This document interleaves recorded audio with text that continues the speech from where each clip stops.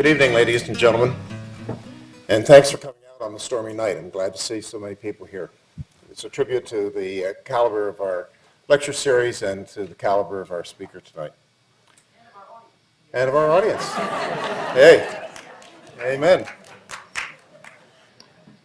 Well, welcome to the second of this semester's Ann B. Shepard lecture series called Cities and Civilization. I'm Dr. Mark Brannon. I'm a member of the board of the Princeton Adult School, and it's my pleasure tonight to introduce our speaker, Professor John Pinto.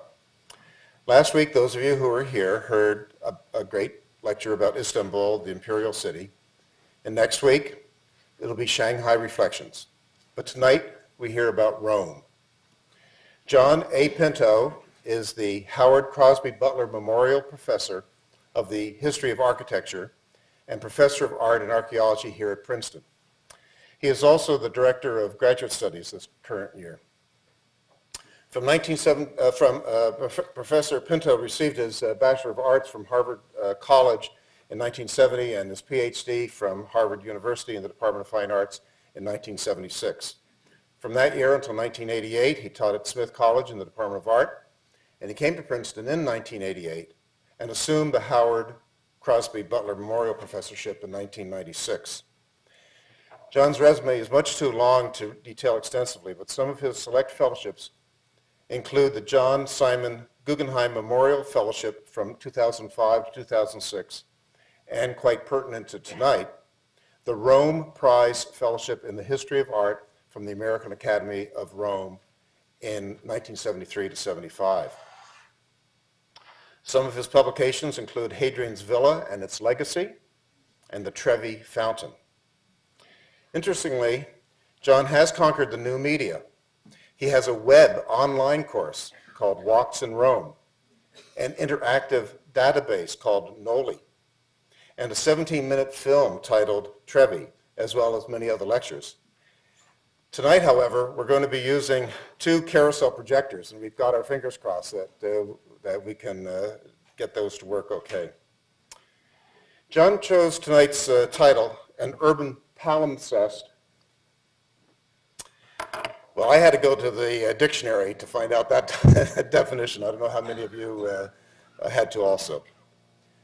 Wikipedia states palimpsest means a manuscript page, whether from a scroll or a book, that has been written on, then scraped off, and used again. The word palimpsest comes through Latin from two Greek roots, meaning scraped again. Roman citizens wrote on wax-coated tablets that could be reused, and architects imply palimpsest as a ghost, an image of what once was. Well, I'm anxious to hear about Rome and its urban palimpsest, and ask you to join me in welcoming Professor John Pinto.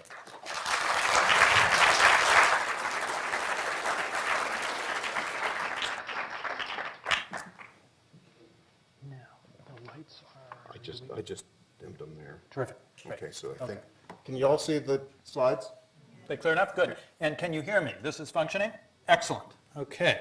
Thank you, Mark, for that introduction and for the definition of palimpsest, which makes my job much easier. What I hope to show you in the course of the next 50 minutes or so is some of the ways in which this great city, often referred to as the Eternal City, is in its way an urban palimpsest. It's the layered nature of Rome's structure, its topography, its imprint on the face of the earth that interests me and is our focus. And I thought it might be useful to begin by looking at the satellite image, which you see on the right, which in so many ways I think conjures up an image of great technological and scientific sophistication, one which as well I think privileges notions that we probably all bring to the study of our surroundings that hinge really on accuracy. And I wanted to contrast that with this wonderful image that you see on the left from 2004 by the artist Peter Lynch. This is also a representation of Rome. And you can see the very playful way in which he has represented the walls of the city using his folding measure, the computer cable functioning as the Tiber as it wends its way through the city. At the lower, here I have a pointer, at the lower right you can see the bar of soap which stands in for the baths of Caracalla. And the sea urchin shell that represents the dome of the Pantheon, a site that we'll visit. The template here that represents the Stadium of Domitian, later the Piazza Navona, which we will also visit. The pine needles, which represent the 3 streets that radiate from Piazza del Popolo, and so much more. Clearly, this is a different Rome. It's a Rome that, in many respects, functions rather more in iconic terms, in terms that are also symbolic. And it's the tension, the friction, we might say, between those two approaches that I just want to explore briefly as a kind of introduction with you. And so let's move forward cautiously. You may have to be on this 400 page. We have to be on. Okay, let's try, let's see if it goes forward now. Is it not responding? No. Let's try it now. Okay. We'll get there. Yeah, it worked a few minutes ago. But if I push any harder, I'll go through the screen. Let's do one at a time. Okay. Presentation. Is it possible the sound could be just a little louder? Yes, we can do that too. Yeah, I can do that here. That I know how to do. Great. Is that better? Let me speak. Is that better? Excellent. Okay. Slide presentation. Here we go. Okay, thank you. All right. So just staying then with this dichotomy, really, between a way of looking at a city which is driven primarily by concerns for accuracy, documentation, and another approach to cities that is driven by rather more abstract and sometimes symbolic concerns. Here, 2 other images of Rome. On the right, you see fragments from a wonderful plan of the city that was inscribed on marble tablets. The plan dates from the 2nd century AD. And if you look very closely, you can see that it represents the city in minute detail. Look at these 3 houses centered, each of them on an open courtyard, an atrium, that are represented there. So going back to classical antiquity, we can find a parallel concern for accuracy. But if we look at this image, which is a golden seal of a Holy Roman Emperor from the 14th century, we see that the monuments of Rome, and you won't have any trouble recognizing the Colosseum there, and the Pantheon, and the Tiber, and the Castel Sant'Angelo, and other Roman monuments, have all been squeezed into this round orb, a symbol really of authority, and also a representation of the connection between Rome itself and the greater world. An abiding concern then for these, now we're not going to have to go through this every time, Shirley. Excellent. Or these images in which we see Rome personified. On the right, on a gemstone from the Julio-Claudian era, from the 1st century AD, we see the personification of Rome crowning a Roman emperor. Clearly an image of great authority, great power, and I would contrast that with this image of Rome from the 15th century. In a manuscript, we see Rome represented in her widowed state within the walls of the city. In this period, Rome was reduced almost to its lowest level, certainly to its lowest population level.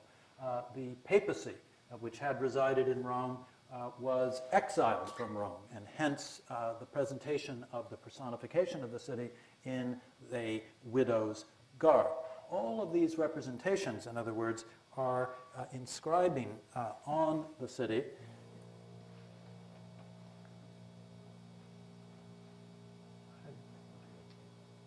seems to take 3 exercises to do it. Staying just for a moment then with this notion of a personification of Rome, or even multiple personifications, I'm showing you here a wonderful document, again, that really, for the most part, we would associate with the category that privileges accuracy. This is the printed plan by Giambattista Nolli of 1748, in which every tiny detail of the city is represented extremely accurately. But you'll also notice that at the bottom of the plan, there are these allegorical figures, including one which represents Roma Antica, or ancient Rome. And you'll notice that Roma Antica is surrounded by broken statuary that refers, much of it, to the city's classical past.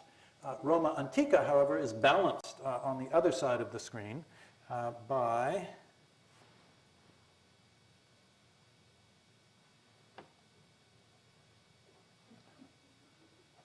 this is weird.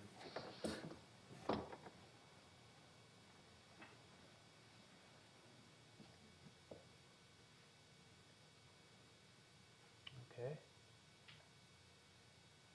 I'm sorry, Mark. I'm going to have to ask your help here. In doing that, I now seem to have, it thinks I want to shut it down. No, we don't want to do that. No. I think we want to reverse here now. That's good. And we want to forward here. Good. Your presence is magic. Maybe I should stand here. I'll be happy to stand here. You want me to? No, let's see if I can't get it to respond. I've just brought you, obviously, to the other side of the plan where we see another personification, not strictly speaking of Rome, but of ecclesia, of the church, but a representation of the church that is very much the counterpart of that pagan representation of the city. So whether we're dealing with personifications, allegories, whether we're dealing with images that are directed primarily at accuracy, we see a whole range of inscribing the city, whether it's inscribed on marble tablets, printed in ink on sheets of paper, as with the Nolli plan, with ink on parchment, as with the representation of Rome in her widowed state.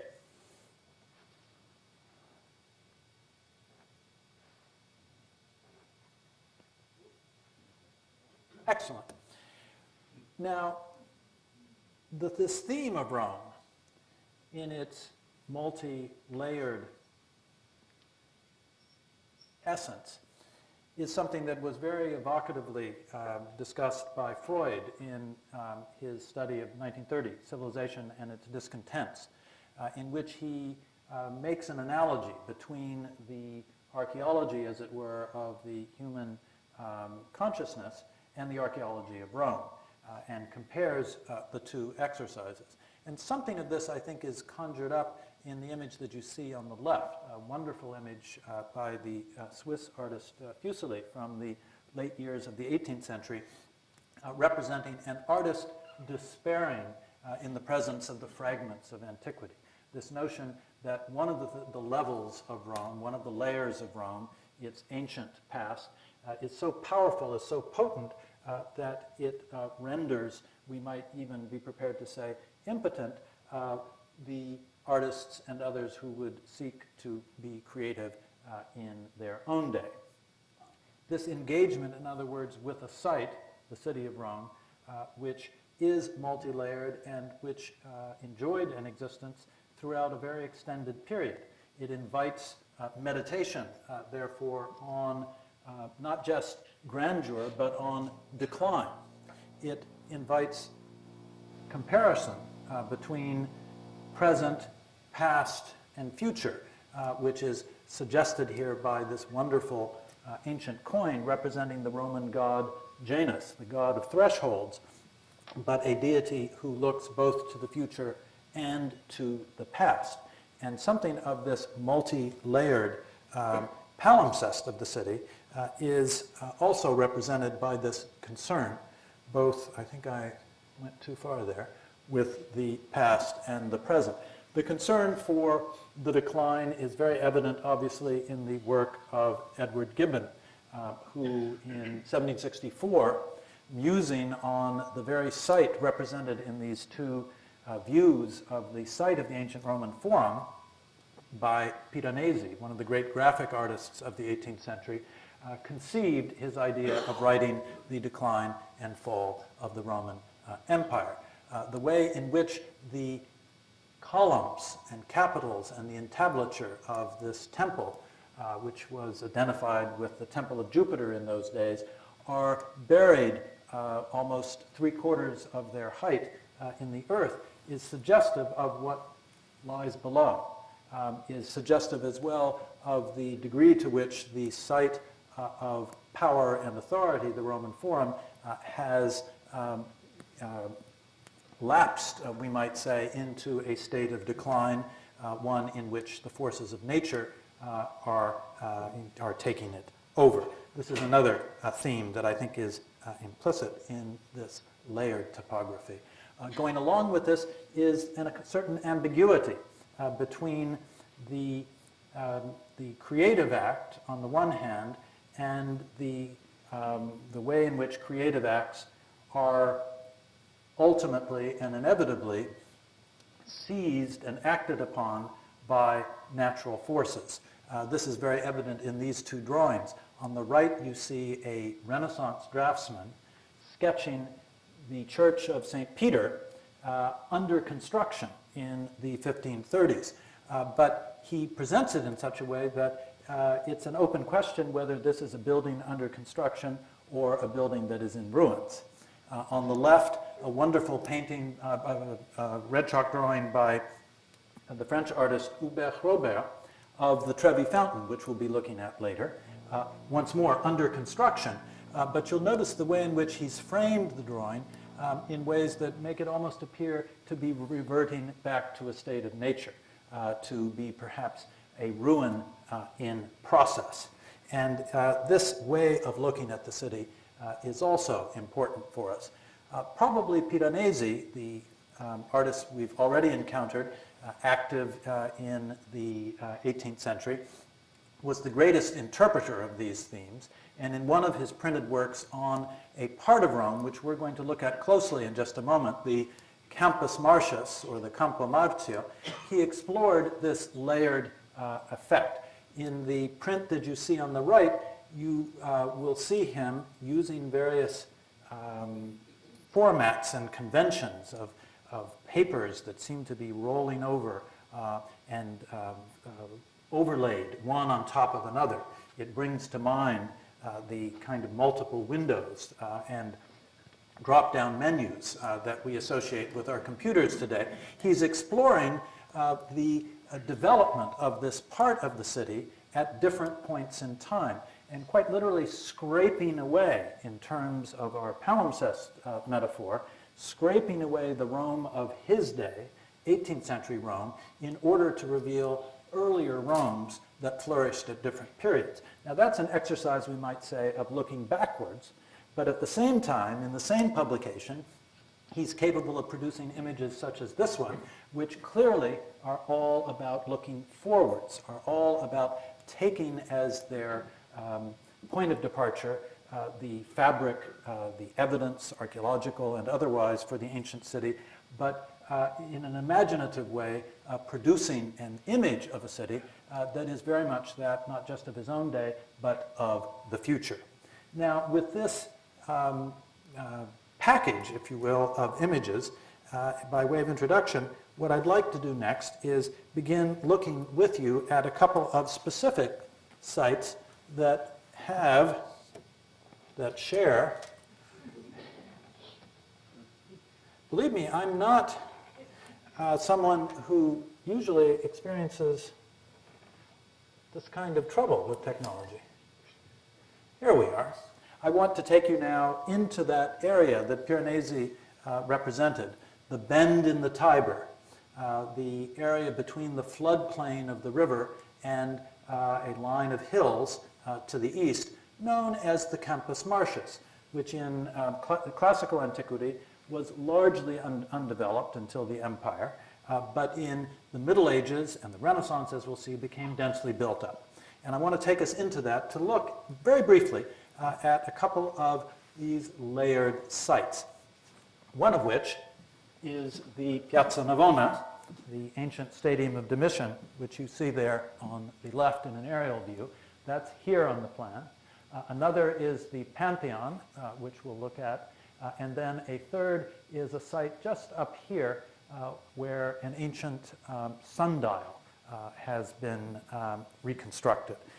So we're looking at the modern city, to be sure, but we'll be probing beneath it. And when you notice the particular appearance, the particular configuration of the Piazza Navona, this hairpin form, it's not evident in any way from above, or even at ground level, unless you know where to look, that this form is a kind of residue. It is a vestige of the presence below ground of an ancient stadium, a structure in which athletic games, more or less the kind of games we associate with track and field events, were held.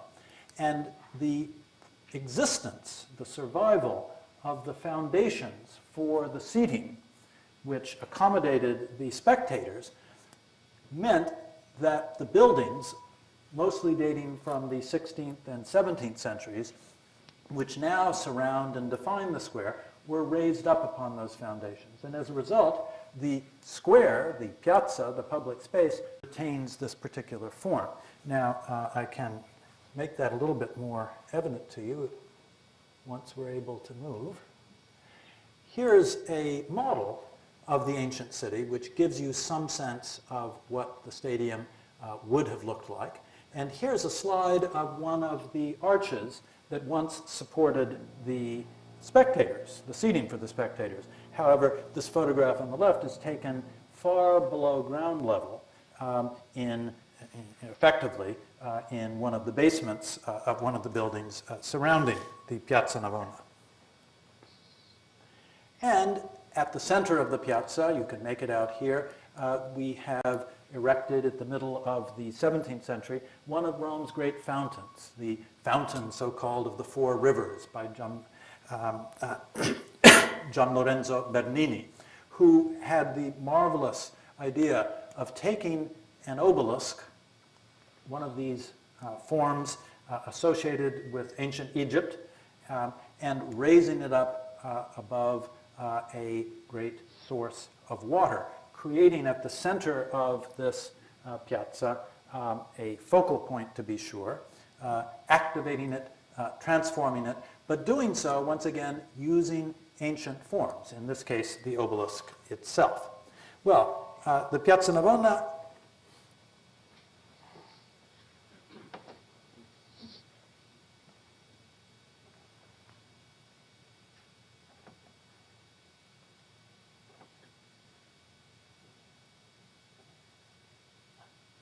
Piazza Navona, as we saw, is very close in the Campus Martius to another great monument, the Pantheon, constructed in the first years of the 2nd century AD. And unlike the Stadium of Domitian, the Pantheon survives substantially intact. It's not a memory, it's not a ghost. It is a very emphatic presence in the city, but what's fascinating is to see how the city has grown up around it. It's now almost embedded in the city. If you compare the situation in antiquity, where there was a great open square in front of the building and monumental structures effectively framed it, the building now seems to be quite literally encumbered, almost barnacle-like, by the apparently flimsy structures of the more modern city. And when we come to ground level,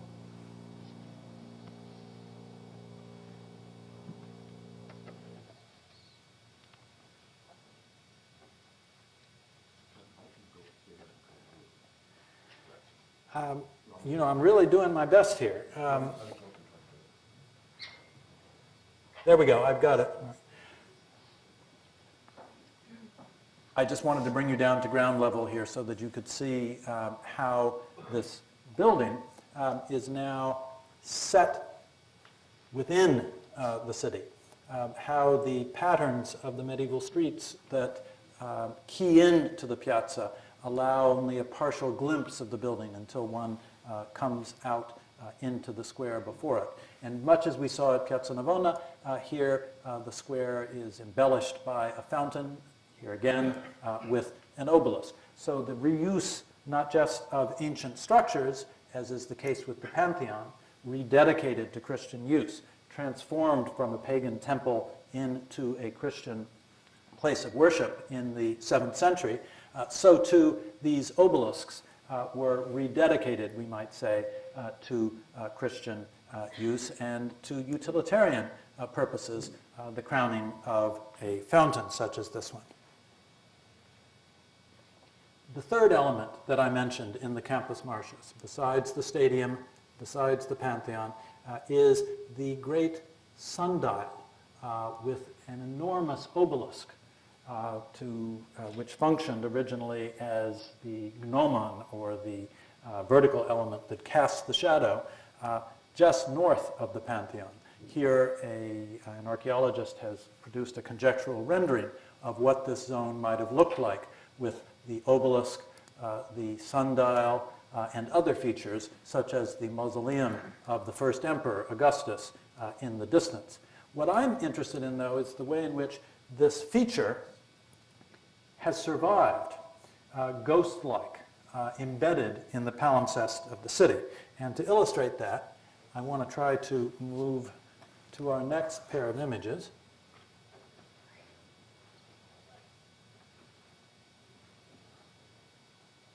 There. Good. Here we've zeroed in on the buildings in gray and the streets in white of the contemporary city. These are streets that you can walk in and on. And in red, you see the area covered by the sundial that still survives about 15 feet below ground level, so that if you go down into the basements of the buildings here, you come to a Roman pavement. That's the slide that you're looking at here on the left, with bronze lines and letters. This is the meridian line of the sundial. So that pavement on which Romans in the 1st and 2nd centuries walked is still there, almost as good as new, only it's 15 feet below ground level. That is another fine example of the kind of palimpsest that is so frequently encountered in Rome. The obelisk that cast the shadow for the sundial was excavated in the 18th century in pieces, but patched up and put together and erected in front of the building that now functions as the Italian Parliament.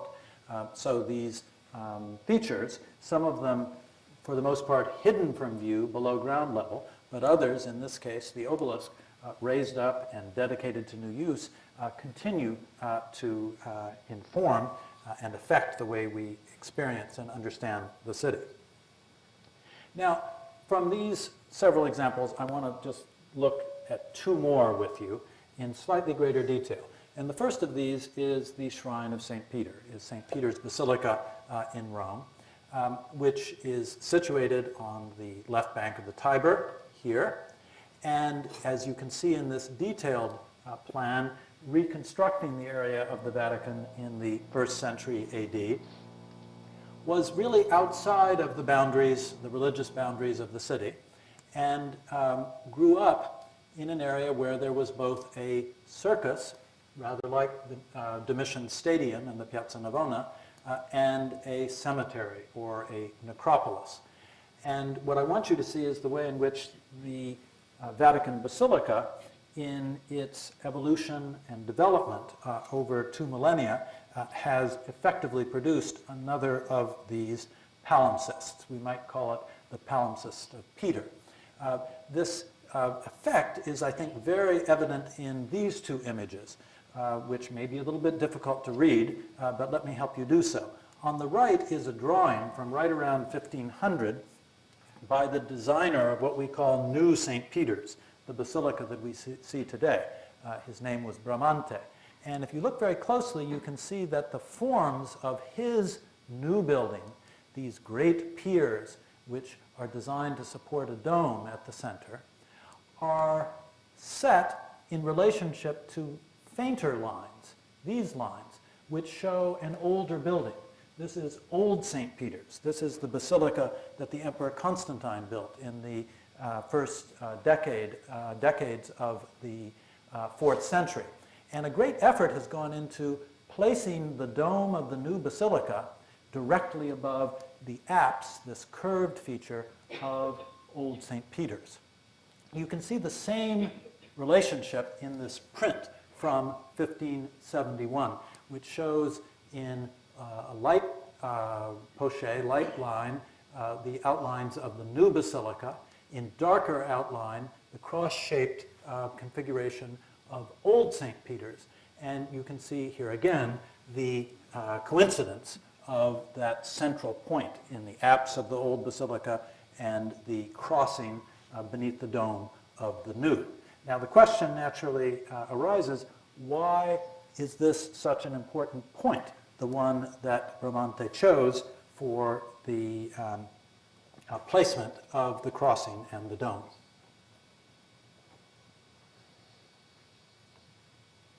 Lovely. When Constantine, in the early 4th century, set about building his basilica, so we're looking here at, again, a reconstruction of something that no longer exists, one of these multiple ghosts, if you will, the presence of which is still felt, but the visible remains of which have almost vanished. When his architects and engineers set about building this great structure, they provided a great terraced platform so that they would have a level foundation from which to build, because the land sloped off down to the river in this direction. And in doing that, they took a Roman cemetery, a considerable collection of ancient Roman family tombs, cut their roofs and vaults off, filled them with earth, and then formed the platform on top of which the basilica would grow. Now, through remarkable archaeological work undertaken beginning during the Second World War,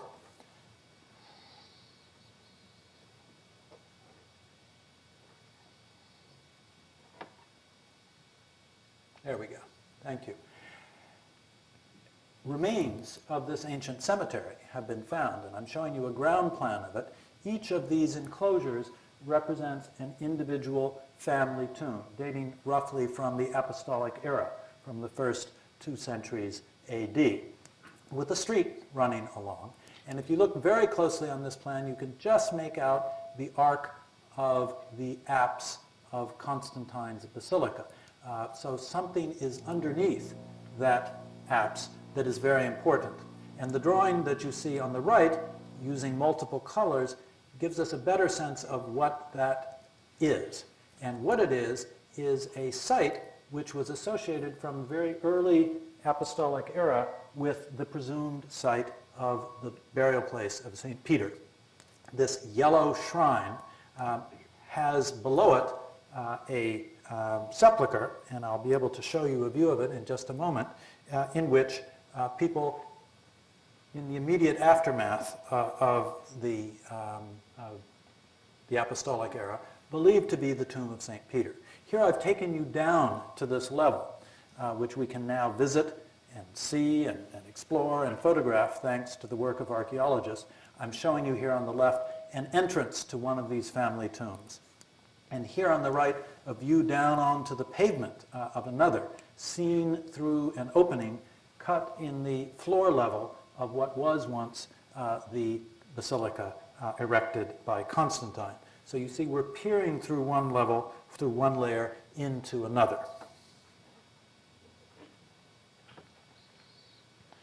To get some sense of what this ancient cemetery looked like in antiquity, I show you 2 slides of a very similar cemetery situated nearby Rome. Here are the same kinds of family tombs that we saw below St. Peter's.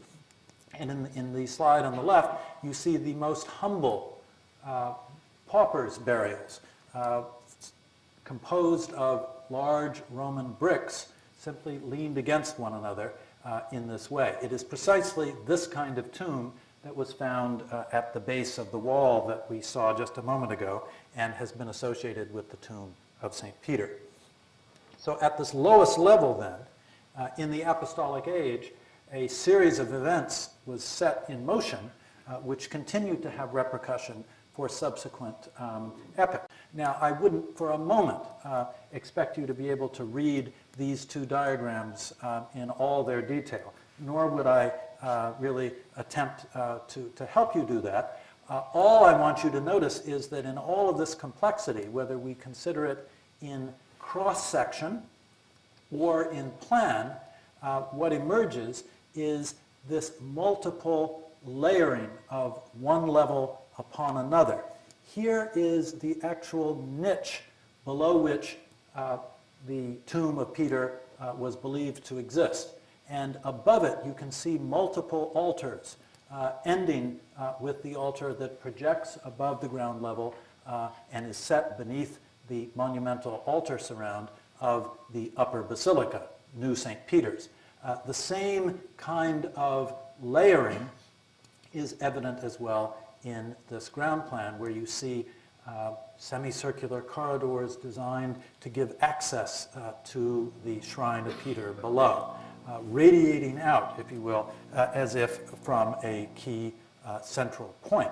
And when we enter the basilica up above and admire Bernini's great altar canopy or baldachin set directly below the dome that Michelangelo finally constructed, following as he did on or in Bramante's footsteps, we can begin to appreciate and understand that this architectural energy is only the final or the ultimate result of those other energies which lie hidden at multiple levels below the ground floor.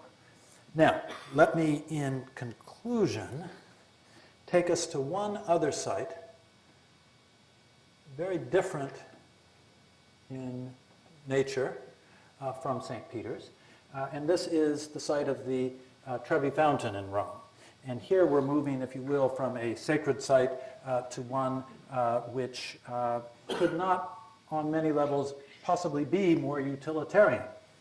This was the place, especially following the fall of ancient Rome and its decline as a center of power in the Middle Ages, where pure water could be obtained. If we look at these two images, they both remind us that Rome in the Middle Ages and still in the early years of the Renaissance only filled a tiny portion of the circuit of walls, 18 kilometers in length, that once had embraced a population of over 1 million in antiquity. And the densest areas of population, as we mentioned, were in the area of the bend of the Tiber here. One of the reasons for this was that the Tiber provided the most obvious source of drinking water. Water was no longer available on the more elevated portions of the city because the aqueducts had been cut in the course of repeated barbarian invasions, with the result that you either got your water from the Tiber or you fetched it from the Trevi Fountain, situated over here, the only one of the 14 metropolitan aqueducts that had once served ancient Rome, which continued to flow through the Middle Ages. So our first question, in a way, is why is the Trevi Fountain situated where it is? And I'm bringing back for you the plan that we've looked at once before of the Campus Martius. And I want to call your attention to this line that you see here. It's an aqueduct line. It traces one of the routes of the conduits that supplied the ancient city with copious amounts of water. And when we look at the fountain that we admire today and has become such a tourist destination and subject that figures very prominently in so many films. We have to understand that what we're looking at is only a veneer that stands above a whole series of other structures that help explain not just its form and its placement, but its meaning. And let me try to trace some of those steps with you here. This is another one of those difficult plans to read, but I hope you can make out the line of the aqueduct here. And you'll notice that it passes directly behind the Trevi. That is the fountain that you see there on the left. The aerial view may help you actually read the map. And not only does it explain why the Trevi is here and not someplace else, they continued to use the ancient Roman conduits throughout the Middle Ages, and indeed water still today flows in large measure through vaulted structures. I'm going to show you one in just a moment, that were constructed in 19 BC. But it also determines other factors such as curious bends in the street system. You see this angle here in the aerial view, and you see it reflected here in the aqueduct channel. So if we look below ground, that helps us to understand what we see above ground. Now let me try to move just one on the right. Excellent. This is a photograph taken actually inside the water channel of the aqueduct. And if you're familiar with these things, you'll notice that the walls are constructed of a particular masonry technique, as are the, or as is the vault. You can just make out the imprints of the wooden boards which were used as formwork on top of which to pour the concrete. This conduit dates from 19 BC, and it's through this conduit that the water that comes from about 20 miles outside the city makes its way to the Trevi. But this is a determining factor then for not just the location of the fountain, but for a certain amount of its iconography, the way in which it speaks to us, the messages that the present-day fountain seeks to convey.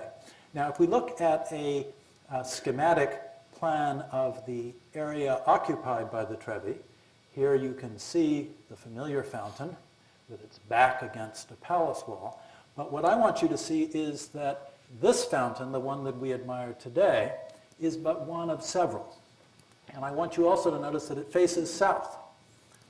A predecessor to this fountain faced west. Why did it face west? Because that's the direction that most people were coming from the densely built up Campus Martius, to draw their water.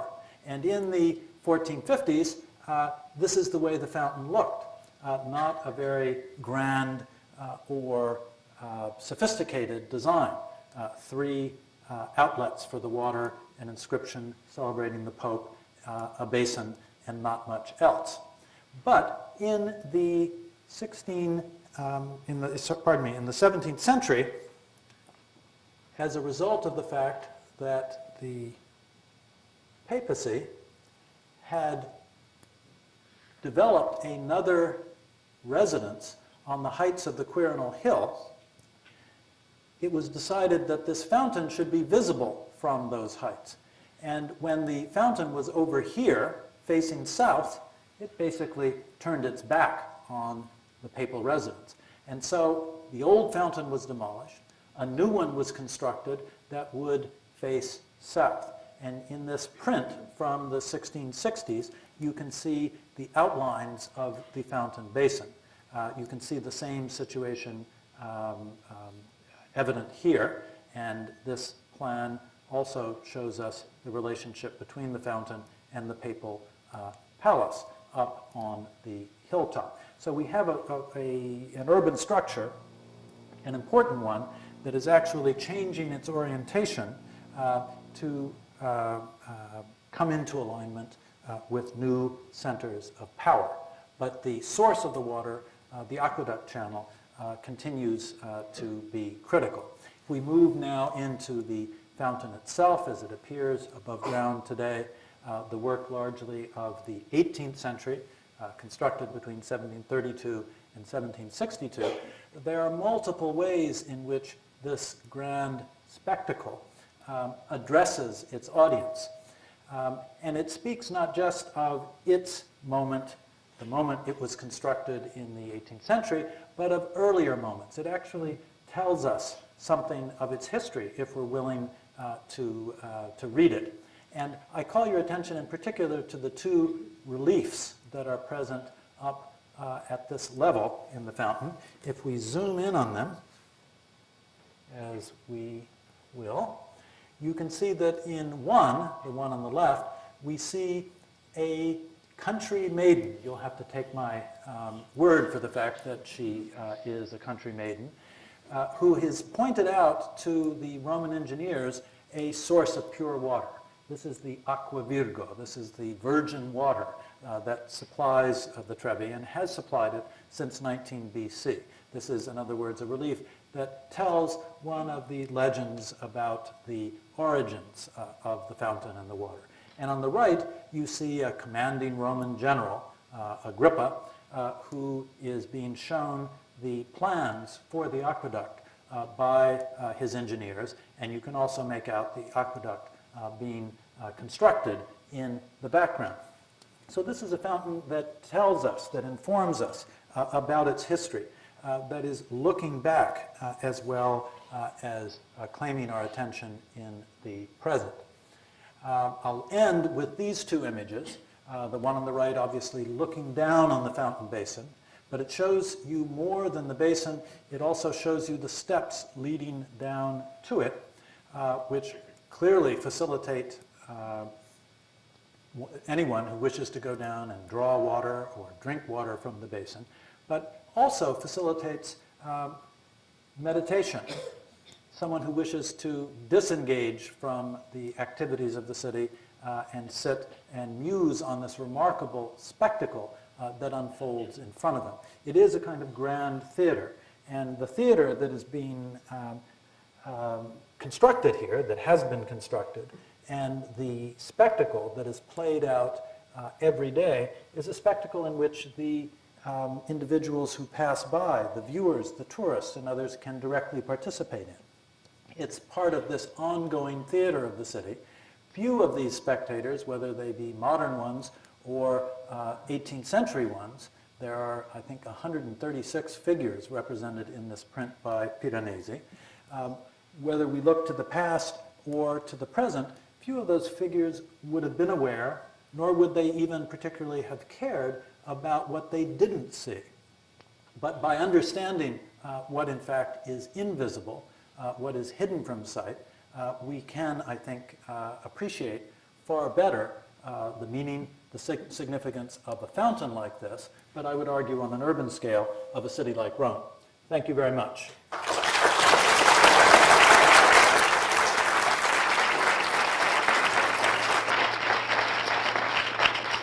I apologize for my trouble with the technology.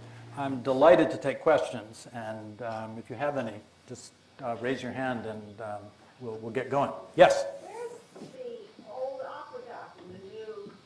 Well, it is invisible, but it is more or less aligned with the center of the fountain, but quite far below modern-day ground level.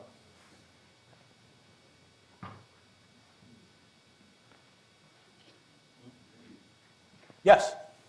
That water is fresh, you could actually drink it. Oh, absolutely. I have to qualify that ever so slightly. Until 1937, this, as every other fountain in Rome, was a gravity-fed system, which is to say the source out in the countryside was higher than its outlet in the city. And the water just flowed through, and after it exited at this fountain, was distributed in other ways and ultimately flowed into the Tiber. In 1937, they put a pumping system in which allowed water to be raised up to higher levels and supply other parts of the city. And this pumping system now also serves the Trevi. Moreover, right behind the fountain proper, there is another pump which does recycle the water over the space of about a week. So if you want to drink really pure water, you have to go to one of the smaller outlets to the side. But it is still quite fresh and basically drinkable. Yeah.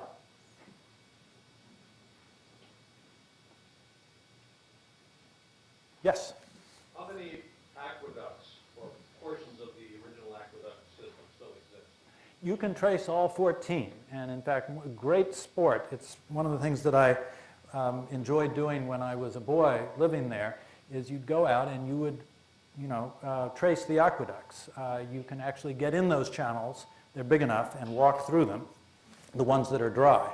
The ones that are filled with water, I've never been in the Aqua Virgo because that water is still flowing there. But there were constructed over a period of several centuries, mind you, 14 great ones, coming, all of them except one from the east, the mountains, the Apennines to the east, one from the north. But I think it was not until the Croton reservoir system was connected to New York that a modern city surpassed the per capita supply of water that ancient Rome enjoyed. It was a remarkable system. Yes? You say a word about the ancient roads like the Appian Way. Sure. Well, the road system, like the system of water supply, in terms of our topic this evening, it contributed to making the city of Rome what it was and what it eventually became. That infrastructure was critical. It was also critical, of course, in the sense that the road system that existed outside of the city, you mentioned the Appian Way, which went eventually down to the eastern coast of Italy to Brundisium, but these were roads which allowed for the easy passage of goods. They fostered trade. They also fostered communications. And they were one of the great gifts of the Romans to the world. Wherever you go in and around the Mediterranean world, you see the surviving evidence of these roads, sometimes set apart and no longer functioning, but in many instances, modern roads continue to follow their traces. So that legacy is a very important one. Yes? What kind of preservation spirit or city planning dominates Rome now? Is this a place where you would expect to see tall skyscrapers ever introduced? Well, so far, there is nothing resembling a tall skyscraper within the walls of Rome. And in fact, it's a very rigorous set of zoning ordinances that are really designed to maintain the existing external appearance of the city. And in fact, in very recent years, just the last 2 or 3, there has been some greater pressure towards allowing modern architectural design to find a place within the walls of the city. The best example of this, the best known example, is in fact a museum building associated with the Augustan Altar of Peace, very near that sundial that I showed you, which has been designed and built by an American architect, Richard Meyer. And the controversy that this prompted in the press and in other settings really reveals the degree to which this view that Rome, the fabric of Rome, is something of great historic value that should be adjusted and transformed using more contemporary and more modern materials and building techniques. It still is very controversial indeed. So I wouldn't, if I were a betting man, I wouldn't put any money on seeing skyscrapers within the city of Rome anytime soon. I think it's quite possible we may see a period now in which more modest interventions become more possible. Yeah. What is happening with automobile pollution and pollution from energy factories in the area of Rome? Yeah. Well, it's not a pretty picture. And the Italian love affair with the automobile is perhaps rivaled only by our own. they have really, since the Second World War, really since the 1960s when the economic miracle put lots of automobiles on the road, have been grappling with not just traffic problems, but with severe pollution problems. And you can measure these problems in all sorts of ways, but one of the most significant ways, I would say, is to look at the monuments of Rome themselves, many of which, like the Trevi, are executed either in a local stone travertine or in marble. Marble is very susceptible to the chemical reaction that develops when you have lots of petrochemicals in the air and rain. You basically get a form of acid rain, which has been degrading all of these monuments, the Trevi included. And the Italians are really in the forefront of how to address these problems. Their conservation labs are really leading the way, in part because they've had to lead the way. They're dealing with massive problems.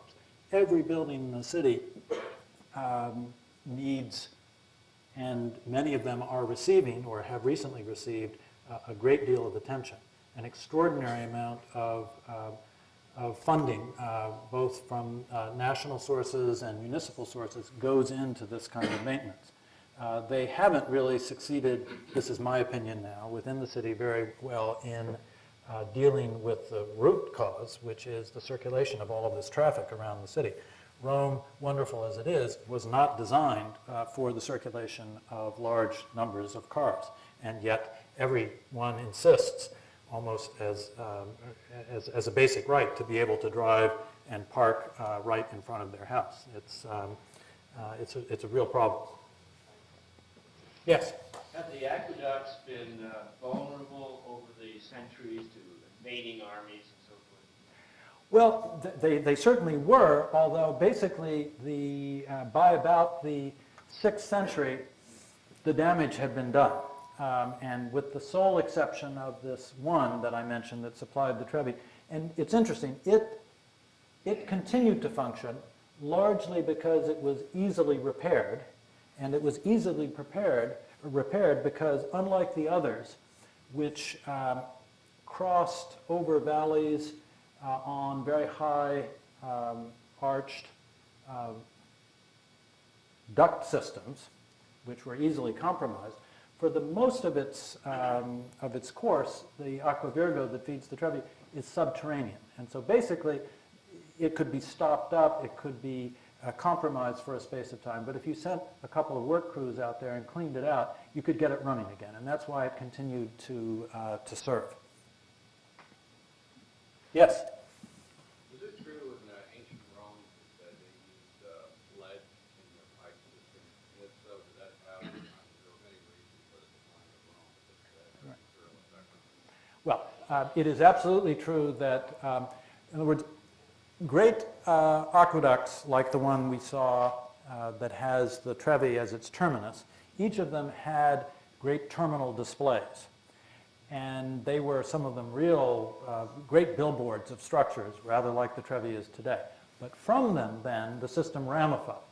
And the conduits that ramified, when they got down to the level of the individual street, many of those were lead conduits. And certainly, if you were rich enough and privileged enough to have your own private water supply, it almost certainly came in through lead conduits. So, the second part of your question, did this contribute in some way to the decline of the empire? There's a tremendous debate about this. And I think, or I guess what I would say is that it's unlikely that helped the Romans in any way. But I would look to other forces, external forces, economic forces, political forces. I think that they are the more direct causes of that decline. But I'm sure that it didn't help the populace. Yes? Would you consider the church of San Clemente as one of the more ordinary examples of that part of Rome not seen? Absolutely. And it was putting this lecture together over the last couple of days, I had those slides pulled, and at one point I decided that I couldn't really keep you here that long, and so I reluctantly pushed the slides of San Clemente aside. But this is a wonderful church situated not far from the Colosseum, which, like St. Peter's, was constructed or grew out of a structure that functioned in the apostolic age. There are letters in the New Testament, many of you will know them, that refer to Clement.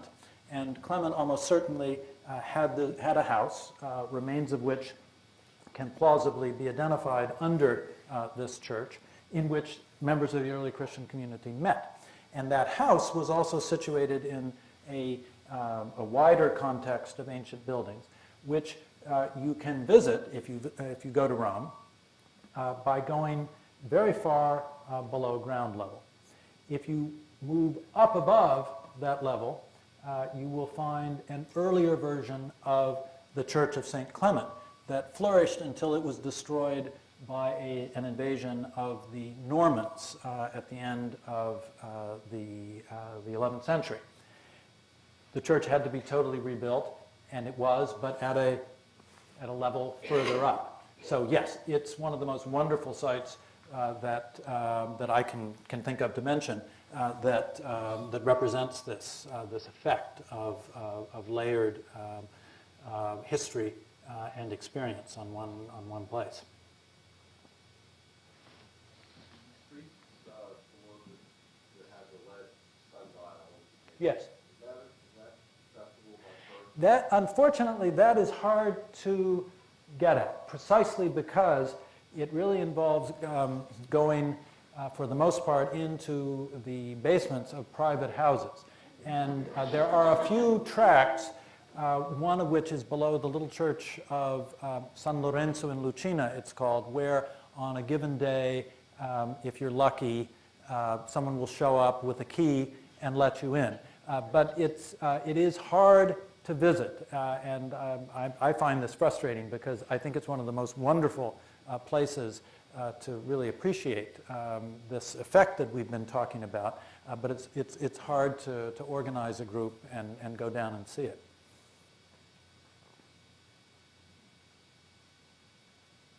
Yes? The picture that you exhibited, Yes. they really, were the trees just rubble lying there as Oh. a blade with trees growing out of it? Was that because Oh, yes. trunks fell right in? Well, the whole portions of the city, as you saw from some of the maps and diagrams I showed you, were basically uninhabited. And they were great fields of ruins, within which, by and large, nature prevailed. And so indeed, great trees grew up, vines were pendant in these places. The Colosseum, for example, until the 19th century, was an extraordinary site of great botanical interest. In the 19th century, a British author published a book on the flora of the Colosseum. And I'm sorry, I don't remember the precise figure, but well into the hundreds of different species of flora growing there. So our vision, our modern vision of these ruins as being shorn of verdure and ivy and weeds of any sort, this is really particular to our age. The centuries that preceded us saw the ruins much more in a state of nature. And so the prints that I showed you, one or two of the drawings which I suggested may show buildings almost reverting to a state of nature, that's really the way many of these buildings appeared.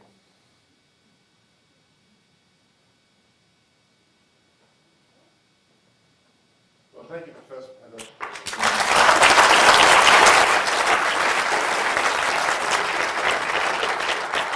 Thank you, and thank you all for coming out this evening. Thank you, John. I'm sorry for this thing.